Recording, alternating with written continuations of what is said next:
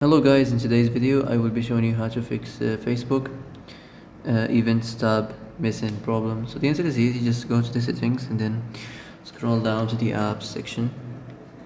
Then go to the search and search Facebook. Then go to the storage. There you will find this clear cache option, click on it. Now you can go check it if it worked, and if it didn't you can try to restart your phone or turn the Wi-Fi off and on, or the Bluetooth or the airplane mode.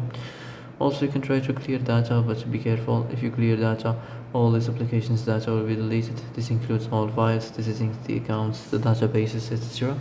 So be careful if you want to clear your data.